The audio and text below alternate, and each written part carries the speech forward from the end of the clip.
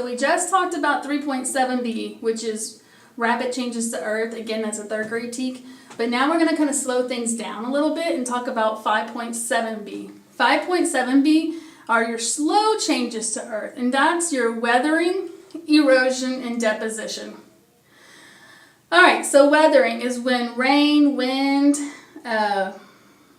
anything that can cause Earth or parts of Earth to flake off. Okay, so I like to think of a big sand pile, big sanding. Okay, and if I put a fan over here and it's blowing blowing on the sand, that sand is going to, the very top of it's going to, the little bitty tiny grains are going to flake off. Okay, and so that's weathering. Now, it's going to create a new shape. So erosion now is when, let's say that flake moved off, okay? It follow a little grain of sand. It flakes off, okay? And then wind continues to carry it. That's erosion. Wind or water continues to carry it. Let's say it lands in a puddle, and then the puddle's going downstream. That's erosion. It's actually moving it, okay? And then deposition is just where it finally lands. It's landed there in this new spot. It's kind of got a little home built in. He's all nestled. And then, oh, there comes another one on top. Because weathering and erosion always happen. Always happen. And so then that little piece that was right here, now he's got something on top of him.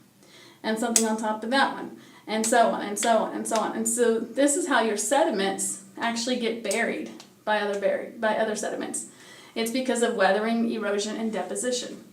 So I like to, for you in your mind, visualize like a big old sand hill and a little tiny grain. Give him a little personality in your mind, and have him go whee, because he got knocked off the top of the mound, and then he's falling, and then let's say the wind goes whoo, and it picks him up and it carries him some more, and then he falls into a river, like a real rapid river, and he's going downstream, and he's like, whee! And then he finally gets to a spot where he's stuck, he can't move anymore, and he's like, oh, I guess I'm done traveling. Vacation's over. I'll find a new home. And he just kind of settles there, and he just kind of nestles there, and then, sometime later, something else comes on top of him, and then something else, and something else, and so eventually he gets buried down. So that's weathering, erosion, and deposition.